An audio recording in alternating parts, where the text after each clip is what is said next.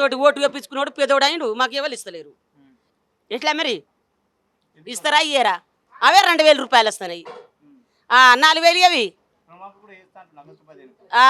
రైతు బంధు పైసలు కూడా పడతలేవు మాకు ఏది ఎక్కడ ఇచ్చిండ్రు వచ్చిన పైసలు మళ్ళీ పోయినాయి అవి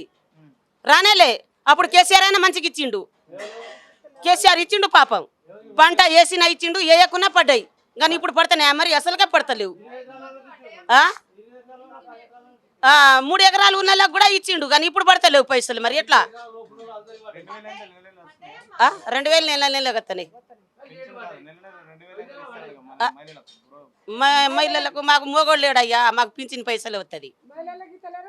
ఎవరికి ఇస్తలేరు పడతానే లేవు అవి ఫ్రీగా బస్సు ఎక్కుతాను మోగలోకి టికెట్ అయింది ఆడోళ్ళకి టికెట్ లేదు ఎప్పుడో ఒకసారి వస్తున్నాం ఊకే తిరుగుతాం మా ఇంటికాడ పని చేయన్నా బస్సులో తిరిగన్నా ఇప్పుడు పని ఉన్నదని వచ్చినాం లేకుంటే మళ్ళీ ఎందుకు వస్తాం మేము ఎప్పుడో నెలకో 2 నెలకో ఎక్కడైనా ఊరికి పోతేనే సారు పోతా కౌలు పట్టినా సారు కౌలు పట్టినా కానీ ఇంత ఇక అది రాలేదు సార్ ఇప్పుడు ఈ అంగడికి వచ్చినాం అంగడికి వచ్చి రోడ్డు మీద కూర్చున్నాం నాకు 40 రూపాయలు అంటారు 50 రూపాయలు అంటారు రాష్ట్ర వ్యాప్తంగా మరి మమ్మల్ని ఇట్లా అంగడని కాంట్రాక్ట్ బట్టి ఆ పైసలు ఎడిపోతున్నాయి సారు కౌలు రైతు అది అమలు చేయలేదు సార్ పరిస్థితి 6 గ్యారెంటీల్లో పథకం ఉన్నది దాన్ని అమలు చేయలేదు దానికి మార్గదర్శకాలు రేవు ఇంకా మరి మేము ఏం చేస్తాం సార్ ప్రభుత్వం మా ఫామ్ అయింది ఇప్పుడు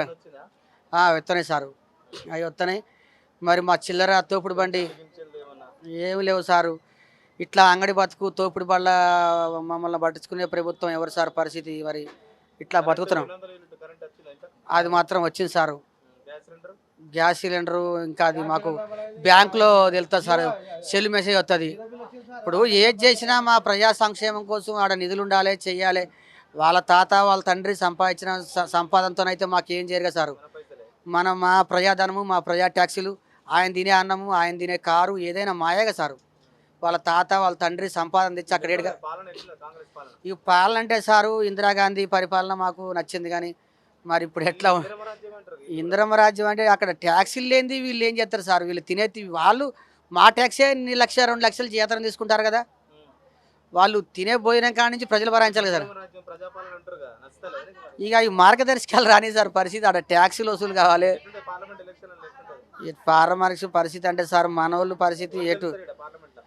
మనోళ్ళు ఏది గెలిస్తే దానికి ఎత్తారు సార్ ఓటు మనోళ్ళ దగ్గర ఉన్న గుణమే సారు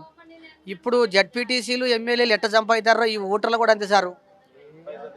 అంతే సార్ పరిస్థితి పైసలనే కాదు కానీ ఇప్పుడు కేసీఆర్ ఎట్లా చేసిండో కేసీఆర్ ఎంతమందిని లాగిండో ఈ రేవంత్ దేవ్ కూడా అట్లనే వస్తారు పరిస్థితి చేస్తాడు పరిస్థితి వాళ్ళు ఇది ఏంటంటే పరిస్థితి ఒక పార్టీకి గెలిచిన ఎమ్మెల్యేని అతను మారకుండా చేయాలి సార్ ఇప్పుడు ఒక కార్యకర్త లాస్ అయిండు ఒక ఎమ్మెల్యేని గెలిపించడానికి ఒక కార్యకర్త నష్టపోయిండు ఆయన కుటుంబం చితికిపోయింది ఈయన పార్టీ మారిండు